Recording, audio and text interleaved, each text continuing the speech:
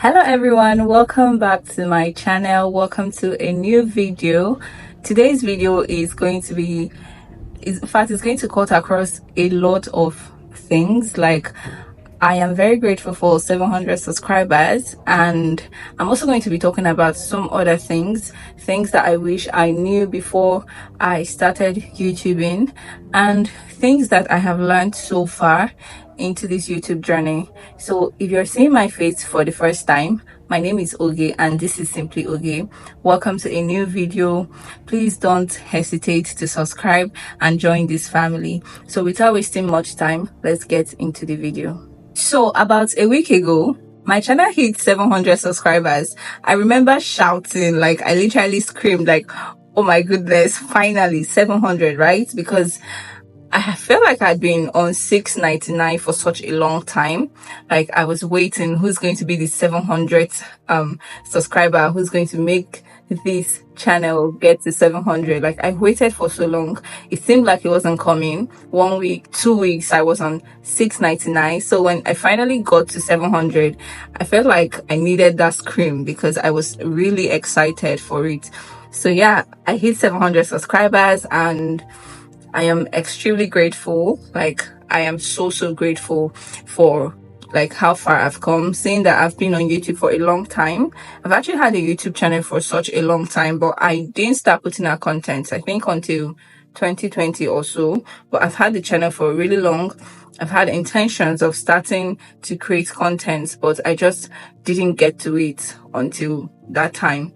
And then, you know, I've not even been consistent. Like I haven't been the most consistent YouTuber. I'm going to get to that, but I'm so grateful. Like all of you who saw my video and thought, okay, it's worth a subscription, so I'm going to subscribe.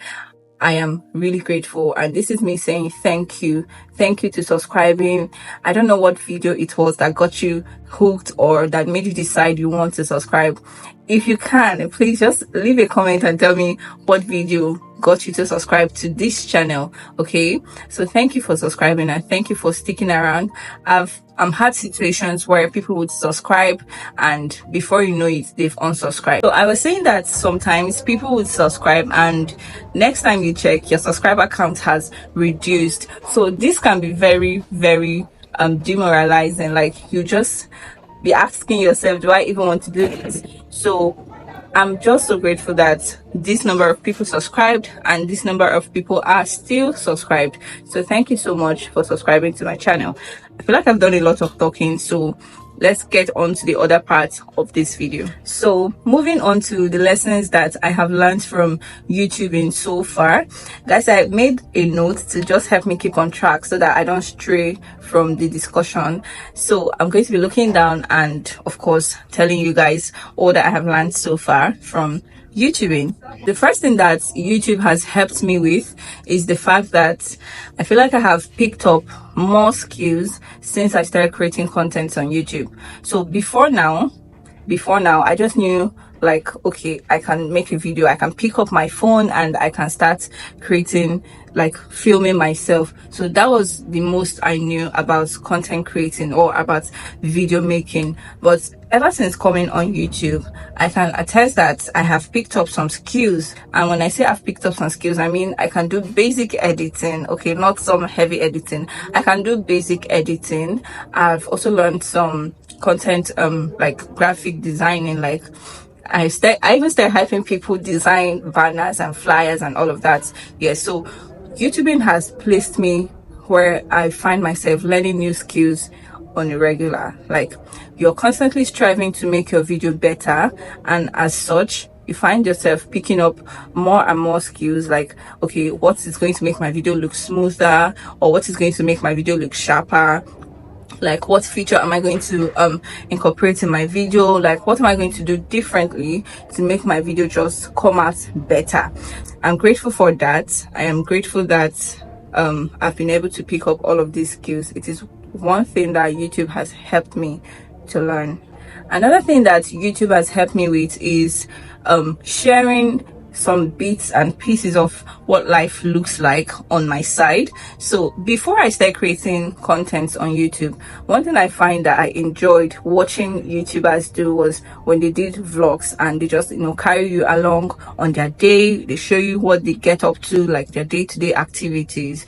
So this is one thing I knew I wanted to do so badly. Like, I wanted to share what life looked like on my side, and I just, not for any particular reason, I just really just wanted to share. The way I enjoyed watching other people share, in my mind I am saying, okay, I also want to share like this. Perhaps some people also like to watch me share what life looks like on my side. So I've gotten people that have totally related to my content. They'll be like, oh yeah, that happened to me as well, or yes, I've been in this position, or yes, this is how things are at my own side. Knowing that in this journey of life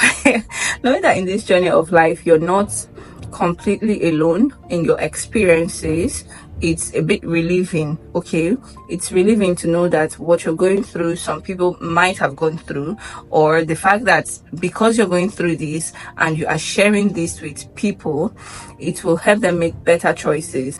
YouTubing has helped me share bits and pieces of my life, and I am happy that I'm not the only one going through this phase of my life. Basically, I'm happy that some people can relate to my content, so it gives me relief that I'm not wasting my time. Okay, the best part that I think YouTube has helped me so far is the fact that it has helped me create and preserve memories, especially memories that I never want to lose. Like, creating these contents, documenting these moments and putting it here, it's a way of preserving the memories. So you know how you change phone, you are using one phone and then it crashes. Sometimes you lose some pictures, you lose some videos, and sometimes when it is out of sight, you know how they say out of mind. But when you have like a place where you document all of them, and you can just go back and watch them and just smile and reminisce on all of them, you start to find that creating content is a way of preserving or keeping those memories alive. I watched my previous YouTube videos, especially when I had my call to bar. Now, when I did that call to bar video, I had two thoughts. Like, one, I didn't want to video it because I don't want to look ridiculous. But then again, this is like a very precious moment, something I want to like look back on and just remember. So when I sit and wondering what my call to bar looked like, especially when I see people getting called to bar, I just go back to that video and I watch, and it feels so good. There are some moments that I wished I had actually documented, like when I was in service. I don't have a single video about that. Like, I don't have a single video showing my day-to-day activities when I was a copper. I don't have my POP video, right? I don't have any of those. If I had documented those memories, okay, and put them out here on YouTube, it would just be like, preserving memories and helping me look back and just smile and look at all of that. I watch videos where I've spent time with my parents. There was this particular video that I just watched recently and I started laughing. It's a farm vlog where I followed my mom to the farm and my sister. So YouTube has helped me preserve and keep memories alive for a really, really long time. Like, these things will always be here. Like, even though I decide to stop creating content today, these videos that I have already put out here will always be here. So when I look back on all of this and I see how much YouTube has helped me to preserve my memories, I know I always get the clarity that yes, I want to keep doing this. Like, I never want to stop creating content. I never want to stop keeping these memories. So yes, YouTube has given me that clarity. Moving on to the other parts of this video, things that I wish I knew before I started creating YouTube videos, or before I started creating content generally. And this is the part where I want like my fellow small YouTubers to actually learn from, or aspiring YouTubers to actually learn from. Like, these are things that I wish I knew before I started creating content, things that I wish someone had told me, before creating content or before even starting a YouTube channel. I hope some of this actually helps you put things in perspective for you. One of the things that I wish I knew before starting a YouTube channel is to grow organically. So one of the mistakes that I made when I started creating content is the fact that I joined follow for follow trends. Like, I would literally join groups or people who were doing subscribe to my channel, and I would subscribe to yours, give my video a like, and I'll like yours as well.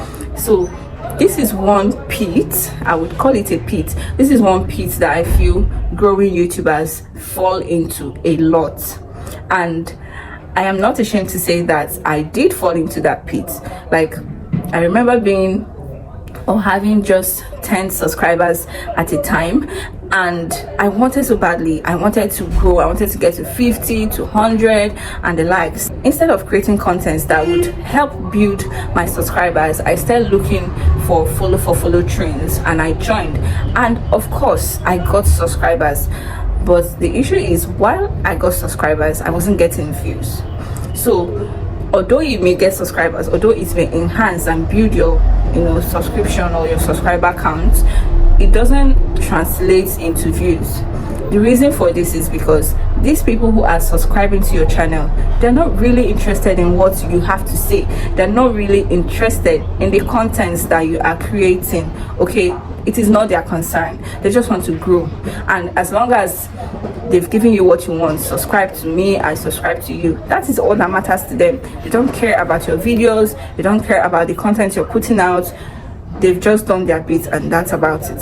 So when you grow organically, when people subscribe to you intentionally because they like the content that you put out, because one of your video was very helpful or interesting to them, and they chose to stay, you find that these people would always come back for more. They will come back to see, okay, what new content has this person dropped? What new content am I going to be learning from today from this person?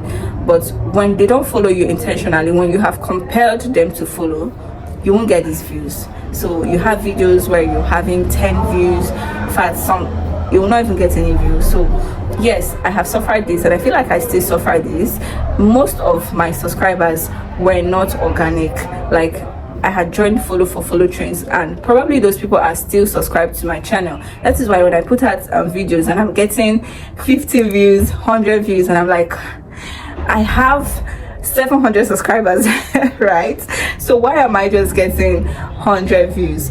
It is very, very important that you stay true to your game. Like, leave the subscribers, they will come, they will like your channel, and they will come. Okay, I remember doing a video for this government scheme. I can't remember the name of the scheme. I can't remember the name of the scheme. So I remember doing that video, and that was my first video that actually blew up.